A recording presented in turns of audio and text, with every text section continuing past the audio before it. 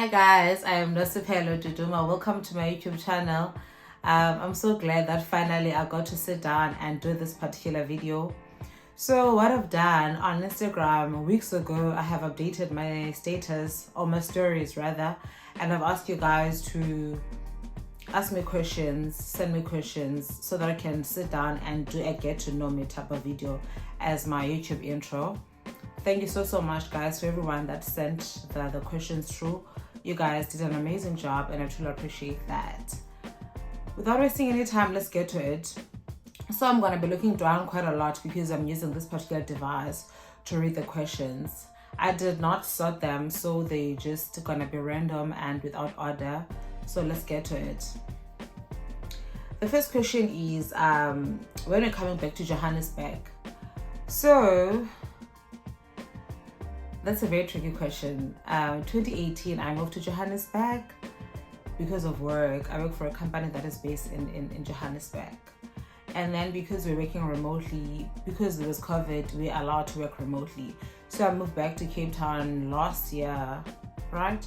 No, this year, 2022. Hoping that I was gonna stay for like consecutive 2 years.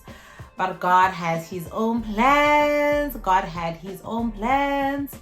About the whole move thing, I found myself being compelled to move back to Johannesburg again the same year, 2022, the second semester. So I will be back to Johannesburg. But as we speak, I do on and off, fly Joburg, fly to Cape Town, fly up to Joburg, fly down to Cape Town. So it's on and off. But later this year, I'm going to be settled back to Cape Town again. So that's the reason why you don't see me a lot in Johannesburg. When I'm releasing new music. So if you guys did not know that, at some point in my life, I was releasing music.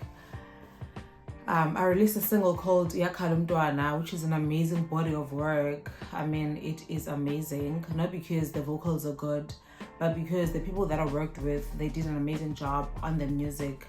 Music as in the instruments, right? The instrumentals. Yeah, I mean the lyrical content, I'm convinced that it's good as well. I wrote that music. But man, to be honest, when I wrote Yakalumdwana, I was in a particular stage in my life, but I don't think I'm there now. No. No, I really am not. I will be releasing music again later in the future, in the near future, not even future, near future.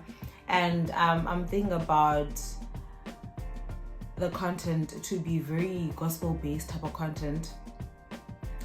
So the genre as well, I don't think I want to go to the traditional gospel.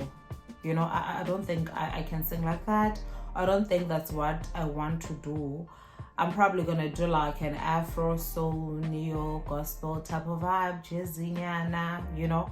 Yeah, but it's still in the thought process. Nothing has been finalized as yet, so hang in there. But thank you for raising the question. I will be releasing another music. I don't think I'll release any other content except gospel-based for the longest time. The genre as well is what I still need to decide on. So yeah. How was your transition from high school to tertiary? Oh, okay. This person is someone that knows me very well. So guys, what happened is this. In high school, I was doing maths, pure maths, physical sciences, and life sciences, and then other general subjects, obviously. But then when I arrived in university, I chose to become accounting. Different background, and I chose a different course. What was the reason? When I was doing my matric, if you guys matriculated around 2009, 8, 10, there was Psycho camp, right? So what they did, they would select learners that have good maths and good English. You did not need to have accounting. And I so happened to be one of those students in that particular time. And then we went to this other camp. This camp was hosted by Psycho, Tutuka, and other organizations. I want to believe that probably were sponsoring the camp. And all we're told, guys, is all about how needed we are as Black CAs and how needed we are as young Black female South African CAs in the entire globe, you know, and CAs and lots of money. Because I was a child and I was gullible, I found myself applying for become accounting because I thought that I could be CA myself. And believe me, in matric, at that particular time, I already had ideas of what I want to do in university. But I'm like, okay, fine, I'm in demand, I'm young, I'm black, I'm South African. So let me do this particular course. I arrived in university. I was accepted for Become Accounting as first choice. I applied for that. Okay, everything went so well. I failed accounting and I changed courses. I did not just change a course because I felt like this is not my calling. No. I failed accounting first year. yes. I failed accounting first year. And after failing accounting first year, I changed to become Jan and I majored in finance. I enjoyed quite a lot finance. So yeah, that's how my transition, back to the question, transitioning was not easy. It was very, very difficult for me because, I mean, guys, if coming from high school, I was doing very well with my academics and I knew that I'm going to perform at university as well, But now university showed me flames and that affected my confidence. That affected a lot of aspects in my life because I just felt that with struggling with academics, it challenged that which I strongly identified with because I strongly identified with my academics. But I think the error or the sinful thing was that I allowed my academics to identify my identity. I'm not intelligent. I'm not clever. I'm not intelligence. I'm not clever. So I'm personifying these terminologies, not saying I'm not smart. I'm not that, that does not define who I am. Yes, that's what I want to say. So I'm the child of God. I'm made in the image of God. And that's what I'm supposed to be boastful of all the time, more than the intelligence, because God granted me the brains. So it's more like I idealize the idea of being smart and intelligent and being easy to understand academics or academic content rather, So that's the challenge I had when it comes to my academics, and it was such a humbling experience. Like if someone says I failed or something like that, I can understand them and I can relate with them. So I'm grateful to God for that experience, but it was very, very, very painful. Like I don't want to see people failing around me, guys. Go failure. Especially as a child, I just felt that I was really, very young to fail, So yeah, guys, that was that.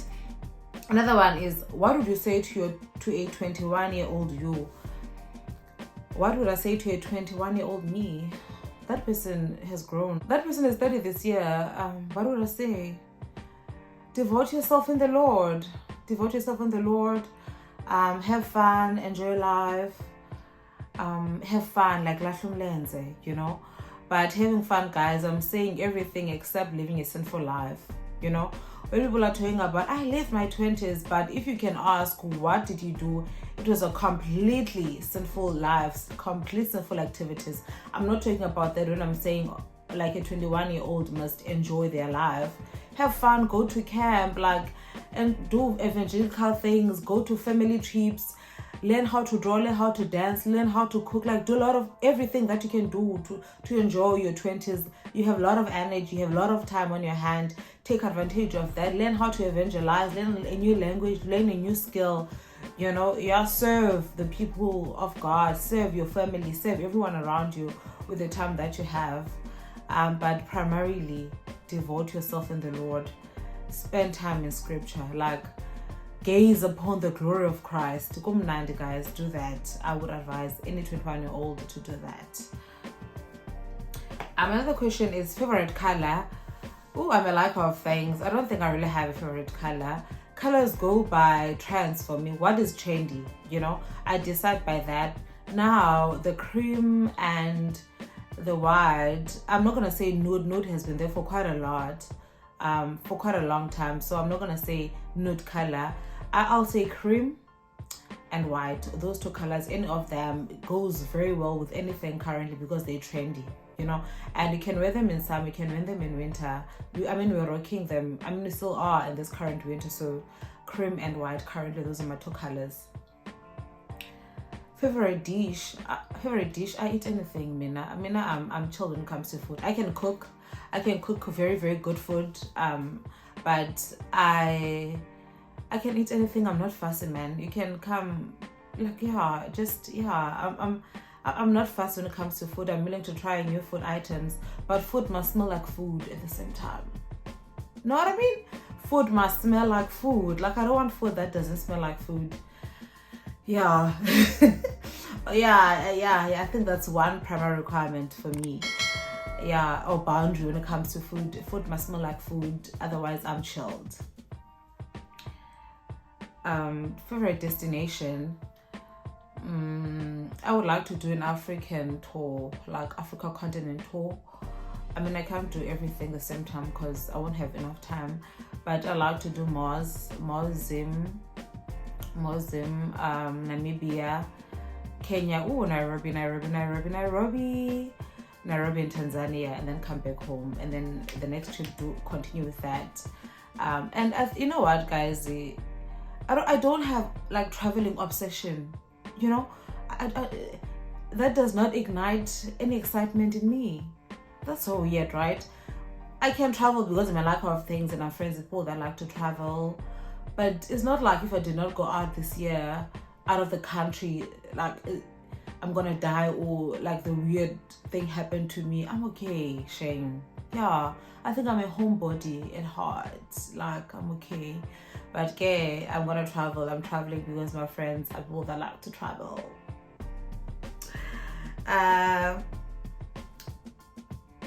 Are we praying or are we choosing fabric? Guys, this is a guys, this question is spicy. Are we praying or are we choosing fabric? We are praying. We're not choosing any fabric. There's nothing to choose fabric for. We are praying. Guys, that was it. Thank you so much for listening, for watching.